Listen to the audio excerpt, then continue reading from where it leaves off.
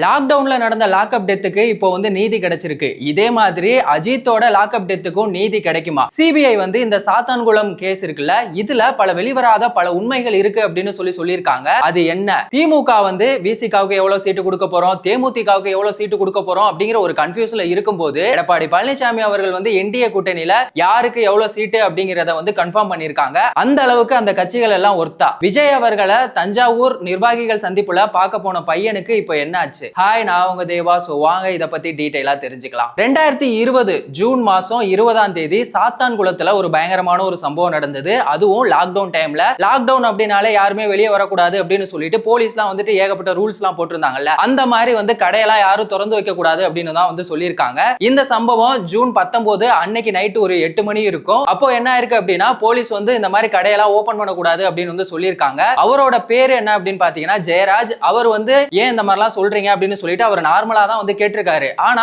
போலீஸுக்கும் அவருக்கும் பயங்கரமான ஒரு சண்டை நடந்திருக்கு. நீ போலீஸே எதிர்த்து பேசுவியா அப்படின்னு சொல்லிட்டு அவரை என்ன பண்ணிருக்காங்க, போலீஸ் ஸ்டேஷனுக்கு கூட்டி போயிருக்காங்க. இந்த செய்தி தெரிஞ்ச அவரோட பையன் பெனிக்ஸ் என்ன பண்ணிருக்கான், அவரும் போயிட்டு ஏன் இந்த மாதிரி அப்பா அடிக்கிறீங்க அப்படின்னு சொல்லி கேட்டதுக்கு அவங்க 2 பேரையும் நைட்டு 7 மணில இருந்து அதிகாலை 3 மணி வரைக்கும் பயங்கரமான ஒரு சித்திரவதை பண்ணிருக்காங்க, அடிச்சு துன்புறுத்தி இருக்காங்க. ஆனா இந்த கேஸுக்கு எடப்பாடி பழனிசாமி அவர்கள் என்ன பண்ணிருக்காங்கன்னா காவல்துறைக்கு தான் சப்போர்ட் பண்ணிருக்காங்க. இந்த கேஸ போலீஸ் சைடுல இருந்துமே என்ன பண்ணிருக்காங்கன்னா மாரடைப்பு ஏற்பட்டுருச்சு அப்படின்னு சொல்லிட்டு க்ளோஸ் பண்ணலாம் அப்படின்னு தான் நினைச்சாங்க. ஆனா சாத்தான்குளம் மக்கள் விடவே இல்ல. அவங்க தொடர்ந்து போராட்டம் நடத்திட்டே இருந்திருந்தாங்க. அதனால வேற வழி இல்லாம என்ன பண்ணிருக்காங்கன்னா இந்த கேஸ அடுத்த கட்டமா சிபிஐக்கு மாத்திருக்காங்க. இந்த கேஸ்ல யாரெல்லாம் சம்பந்தப்பட்டிருக்காங்க அப்படிங்கறத தெரிஞ்சிருக்கலாம். இந்த கேஸ்ல 9 பேர் சம்பந்தப்பட்டிருக்காங்க. அதுல முக்கியமான ஒருத்தர் தான் ஸ்ரீதர். அவர் சப் இன்ஸ்பெக்டரா இருந்திருக்காரு. அவர் மட்டும் இல்ல, அவரோட சேர்த்து மொத்தம் 10 பேரு. அதுல 9 பேரை கைது பண்ணிட்டாங்க. ஒருத்தர் அந்த கொரோனா டைம்லயே கொரோனா வந்ததால இறந்து போயிட்டாரு. அந்த 9 பேரை தான் இப்போ கைது பண்ணிருக்காங்க. அவங்களுக்கு தூக்கு தண்டனையோ இல்ல ஆயுள் தண்டனையோ கொடுக்க போறதா சொல்லியிருக்காங்க. இந்த கேஸ்ல சிபிஐ இப்ப பல உண்மைகளை சொல்லியிருக்காங்க. என்ன அப்படின்னா, இவங்க 2 பேரையுமே பயங்கரமான சித்திரவதை பண்ணது மட்டும் இல்லாம ரொம்ப அடிச்சு துன்புறுத்தி இருக்காங்க. கம்பிகள்ல எல்லாம் பயங்கரமான ரத்த கரைகள் இருந்திருக்கு. 58 இடத்துல காயம் இருந்ததா சொல்லியிருக்காங்க. 3 முறை அவங்களோட சட்டையை மாத்தி இருக்காங்க. அது மட்டும் இல்லாம வெள்ளை சட்டையெல்லாம் போட்டா அப்படியே தெரிஞ்சிரும் அப்படின்னு சொல்லிட்டு கலர் சட்டையெல்லாம் எடுத்துட்டு வர சொல்லதா அவங்களோட ரிலேட்டிவ் விட்டு போலீஸ் மிரட்டினதாவும் சொல்லியிருக்காங்க. இதெல்லாம் கேட்கும் போதே ரொம்பவே பயமா இருக்கு. இப்படி ஒரு சம்பவம் தான் அன்னைக்கு நடந்தது. இப்போ என்ன பண்ணிருக்காங்க அப்படின்னா, சிபிஐ இது ஒரு சாதாரண ஒரு கேஸ் தான், இதுக்கு எதுக்கு அடிக்கிற அளவுக்கு இப்படி ஒரு தண்டனை கொடுக்கணும் அப்படின்னு சொல்லிட்டு சிபிஐ சொல்லியிருக்காங்க. அதுக்கு மதுரை உயர்நீதிமன்றம் அவங்க என்ன பண்ணிருக்காங்க அப்படின்னா, சிபிஐ சொன்னதை கேட்டுட்டு அவங்களுக்கு இப்போ தண்டனை கொடுத்திருக்காங்க. இப்போ அந்த பாதிக்கப்பட்ட குடும்பங்கள் ரொம்பவே சந்தோஷமா இருக்காங்க. அவர் ஜெயராஜ் அவரோட பொண்ணா இருக்கட்டும், அவங்க மனைவியா இருக்கட்டும், இவங்களுக்கு தகுந்த ஒரு தண்டனை கொடுக்கணும் அப்படின்னு சொல்லியிருக்காங்க. சோ இதுக்கான தீர்ப்பு மார்ச் 30ஆம் தேதி கொடுக்க போறதா சொல்லியிருக்காங்க. அவங்களுக்கு ஆயுள் தண்டனையா இல்ல மரண தண்டனையா அப்படிங்கிறது மார்ச் 30ஆம் தேதி தான் தெரியும். இது ஒரு பக்கம் இருக்க, இப்போ சமூக ஊடகங்கள்ல எல்லாருமே எடப்பாடி பழனிசாமி அவர்களை பயங்கரமா விமர்சனம் பண்ணிட்டு இருக்காங்க.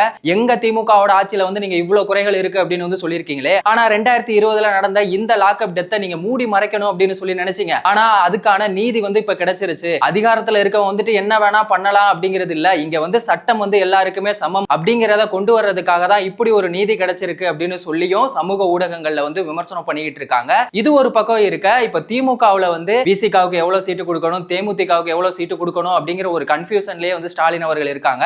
ஆனா என்டிஏ கூட்டணியில எடப்பாடி பழனிசாமி அவர்கள் யாருக்கு எவ்வளவு சீட்டு அப்படிங்கறத கன்ஃபார்ம் பண்ணிருக்காங்க. அந்த விதத்துல பாஜகவுக்கு 27 சீட்டு கொடுத்திருக்காங்க. இதுக்கு முன்னாடி 2021ல பாஜகவுக்கு 20 சீட்டு கொடுத்தாங்க. ஆனா 4 இடத்துல மட்டும் தான் ஜெயிச்சாங்க. இதுக்கு சோசியல் மீடியால எப்பறா அந்த 4 இடத்துல மட்டும் ஜெயிச்சாங்க அப்படின்னு சொல்லி எல்லாருமே விமர்சனம் பண்ணிட்டு இருக்காங்க. அந்த 4 இடங்கள் எங்க அப்படின்னு சொல்லி பார்த்தோம்னா, ஃபர்ஸ்ட் திருநெல்வேலி. அங்க நயனார் நாகேந்திரன் அவர்கள் தான் நின்னு இருக்காங்க. அவர் அங்க இடத்துல ஒரு தனி பிராண்ட் அப்படின்னே சொல்லலாம். ஏன்னா அவர் இதுக்கு முன்னாடியும் அதிமுக கட்சியில தான் இருந்தாரு. 2001, 11 2 டைமே ஜெயிச்சிருக்காரு. 2016ல அவர் 600 வாக்கு வித்தியாசத்துல தோத்து போயிட்டாரு. அதுக்கப்புறமா 2017ல பிஜேபியில போய் ஜாயின் பண்ணாரு. திருநெல்வேலியில அவருக்குன்னு ஒரு பயங்கரமான ஒரு சப்போர்ட் இருக்கனால அங்க அவங்க வின் பண்ணாங்க. அதுக்கப்புறமா வானூர் அந்த தொகுதியில சக்கரபாணி அவர் தான் நின்னாரு. அவர் அங்க ஜெயிக்கிறதுக்கு காரணம் என்ன அப்படின்னு பாத்தீங்கன்னா, வன்னிய சமூக மக்களோட ஓட்டும் பிஜேபியோட ஆதரவும் அங்க ரொம்பவே அதிகமா இருந்துச்சு. இதுல முக்கியமான ஒரு விஷயம் கோவை தெற்கு.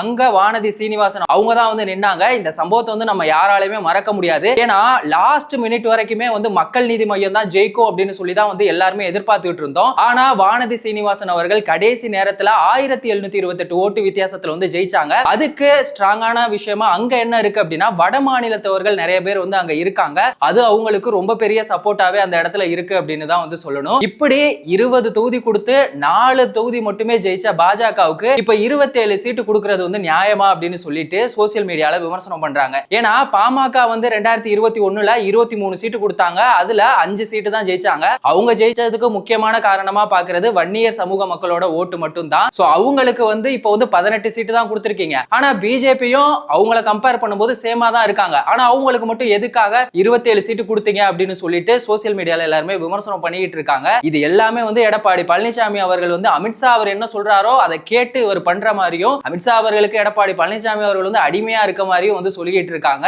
இன்னொரு பக்கம் தாவேகா தலைவர் விஜய் அவர்கள் வந்து பிஜேபி தான் வந்து எங்களோட கொள்கை எதிரி அப்படி இப்படின்னு சொல்லிட்டு புதுச்சேரியில நிக்க போற 30 சட்டமன்ற தொகுதியிலையுமே அதிமுகவையும் பாஜகவையும் சேர்ந்தவங்களை மட்டுமே வந்து வேட்பாளரா அறிவிச்சிருக்குது. எல்லாருமே வந்துட்டு பிஜேபியோட பி டீம் வந்து தாவேகா தலைவர் விஜய் அவர்கள் அப்படின்னு சொல்லியும் விமர்சனம் பண்ணிட்டு இருக்காங்க. தாவேகா தலைவர் விஜய் அவர்கள் அப்படின்னு சொன்னோன்னு இப்போ ஒரு முக்கியமான ஒரு விஷயத்தை பத்தி நம்ம பேசி ஆகணும். தஞ்சாவூர்ல நிர்வாகிகள் சந்திப்பு கூட்டம் நடந்துச்சுல்ல, காலேஜ் எல்லாம் கட்டடிச்சிட்டு ஒரு பையன் வந்து என்ன ஃபாலோ பண்ணி வராதீங்க அப்படின்னு விஜய் அவர்கள் சொல்லியும் கேட்காம அவரை ஃபாலோ பண்ணிட்டு போன அந்த பையன் வந்து இப்ப 19 நாளா வந்து ஹாஸ்பிட்டல்ல இருந்தான். இப்போ அந்த பையன் வந்து இறந்து போயிருக்கான். இதுக்கு விஜய் அவர்கள் என்ன பண்ண போறாங்க? எந்த ஒரு நடவடிக்கையுமே எடுக்க மாட்டாங்க. அட்லீஸ்ட் அவரை போய் பார்க்கவாது செய்யலாம். அவர் பார்க்கவும் மாட்டாரு. எப்பவும் போல ஒரு டிட்டாவது போட்டு விடுங்க. அது மட்டும் இல்லாம அந்த பாதிக்கப்பட்ட குடும்பத்துக்கு ஏதாவது நிதியுதவி கொடுத்தீங்க அப்படின்னா ரொம்ப நல்லா இருக்கும். ஏன்னா தெரிஞ்சோ தெரியாமலோ உங்களை பார்க்க வந்து நடந்த ஒரு சம்பவம். சோ இதுக்காக நீங்க கண்டிப்பா ஹெல்ப் பண்ணணும். நீங்க ஹெல்ப் பண்ணுவீங்க அப்படின்னு நான் நம்புறேன். 6 வருஷத்துக்கு முன்னாடி நடந்த சாத்தான்குளம் கேஸுக்கு இப்போ நீதி கிடைச்சதை பத்தி நீங்க என்ன நினைக்கிறீங்க? பாஜகவுக்கு 27 சீட்டு கொடுத்ததை பத்தி உங்க கருத்து என்ன? விஜய் அவர்களை பார்க்க வந்து ஒரு பையன் வந்து இறந்து போயிருக்கான். இது வந்து